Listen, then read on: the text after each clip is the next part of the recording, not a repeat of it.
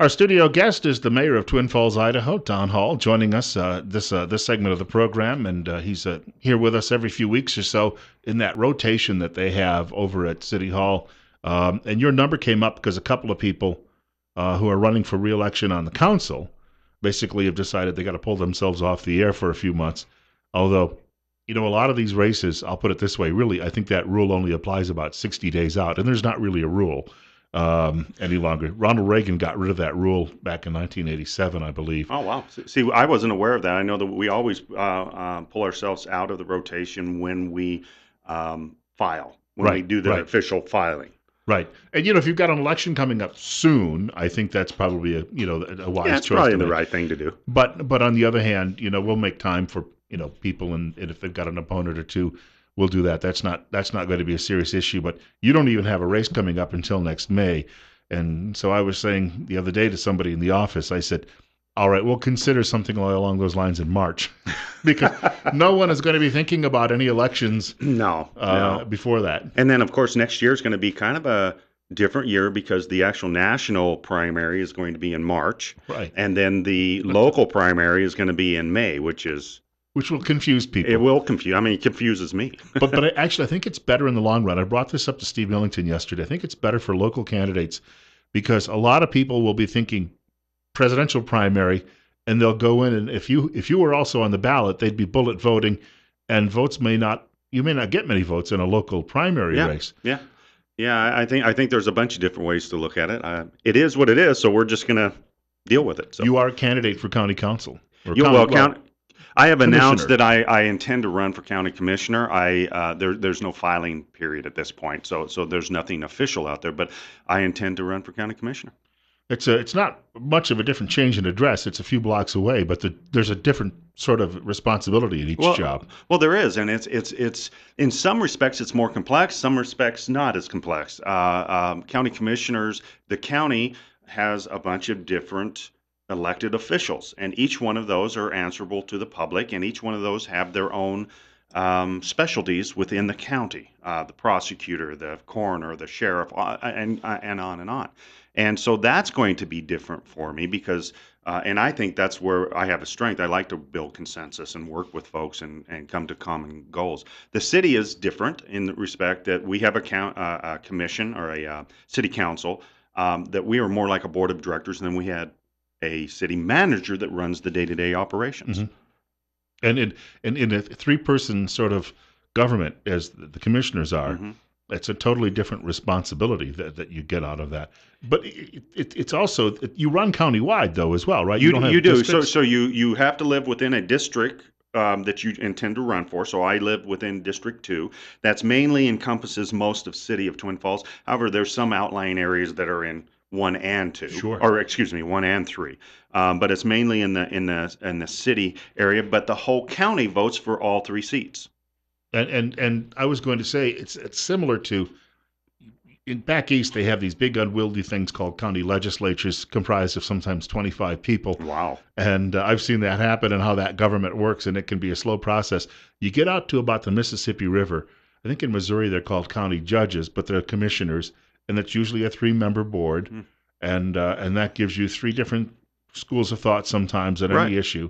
But it doesn't. You also don't vest that power in just one individual. I guess that's the idea that it has to be a little diffuse. Yeah, I think it needs to be. I think that we need to have different perspectives, and I like the idea of having 3 districts in the Twin Falls County because you have an east end, a west end, and a central.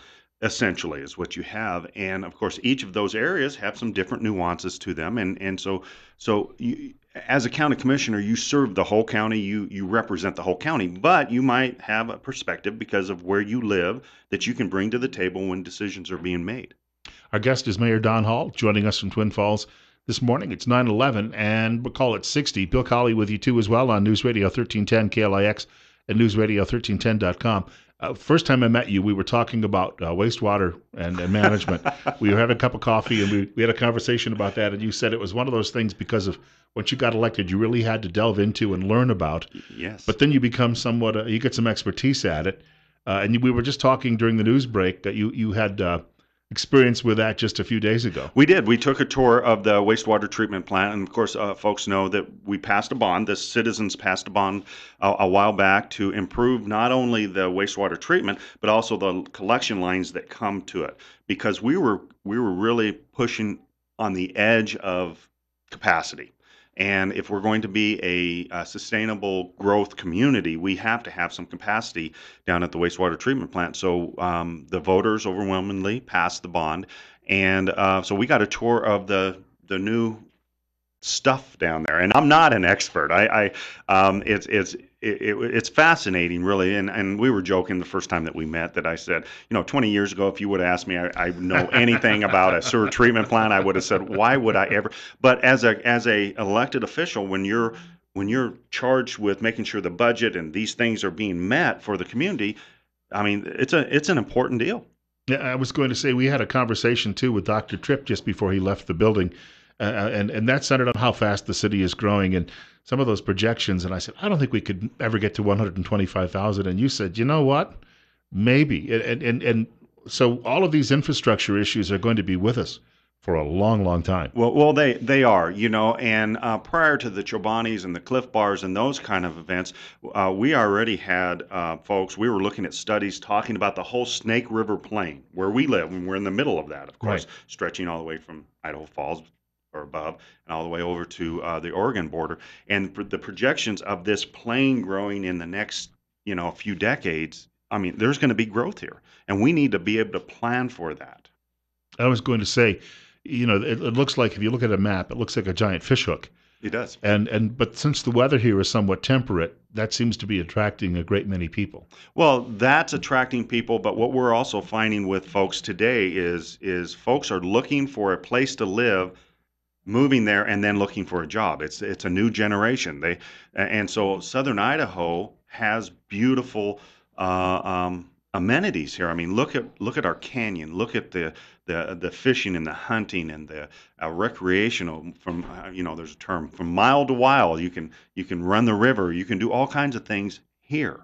And so we're very, very blessed, and people see that and want to be part of that. And so people will have to understand as taxpayers and the like that we will need more streets, we will need more sewer lines and water lines, and all of those things are going to be part of life. And you know what? It might be disruptive at sometimes because of construction going on. Well, any time that you do construction, it's going to be disruptive. And we went through a season of that a few years ago when I think we had parts of Eastland and Washington torn up at the same time, two of the arteries going through our town, and it's painful. And I think we also at that time we had Falls torn up as well, Falls West.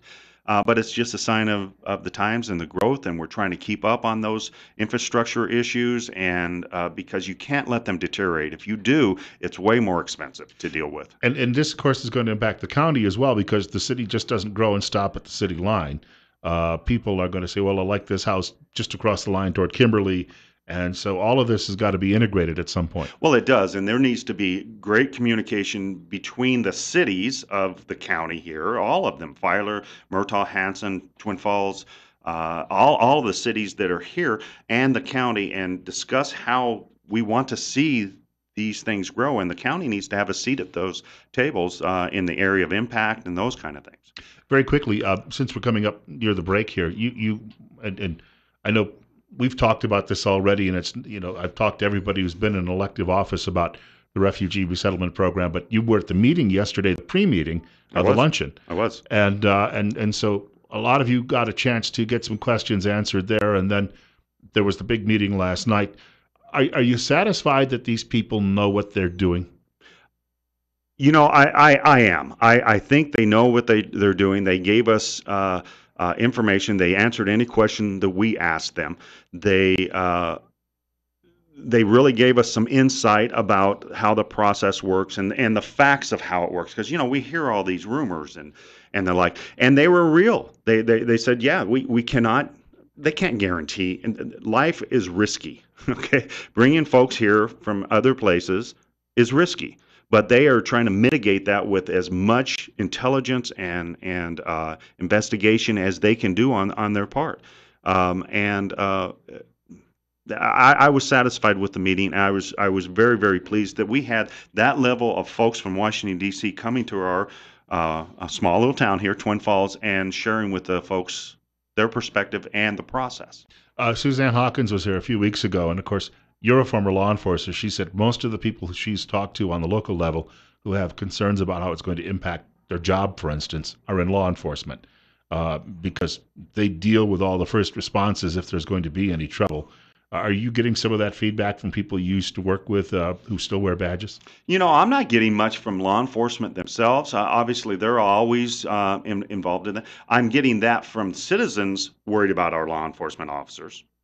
And the potential harm or potential issues that they might have to deal with if the worst case scenario happens, but not so much from the law enforcement officers. So my perspective is different. And I hope that what we saw, law enforcement already had its issues with certain organizations in this country this summer, but maybe that's finally subsiding and maybe things will start to, reach equilibrium again.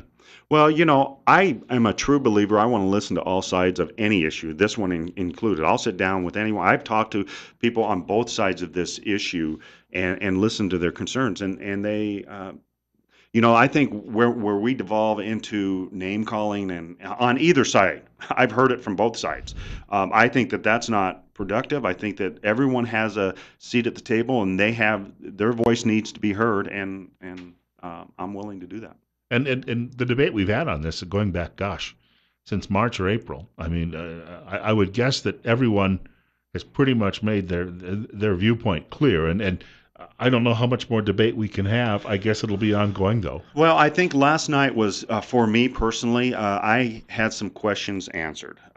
Certainly, I've shared with you before my perspective because of the people that I come in contact with. I always try to bring it down to the human element. The folks that I have come in contact that have gone through the refugee program or are going through it have been kind, productive, caring human beings. Okay, they're human beings, and so I support them. But I did have some questions answered last night, and I hope that others listened. There's going to be folks that on either side of this equation that will not react to facts.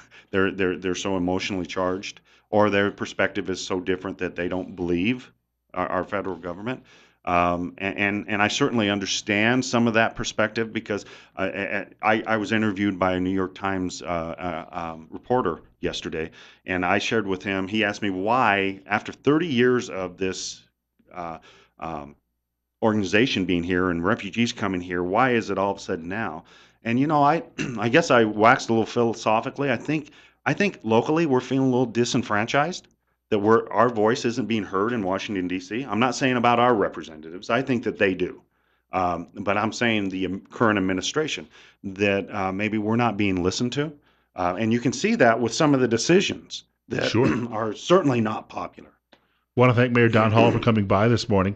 We'll see you again in a few weeks because, as we said, this is a shorter rotation Yes. with members coming Yes. by from City Hall. Well, I look forward to coming by, and I appreciate the time on the air with the citizens. All right. I want to point out, coming up in just a few minutes on the program, a couple of thoughts about the visit to the U.S. by Pope Francis.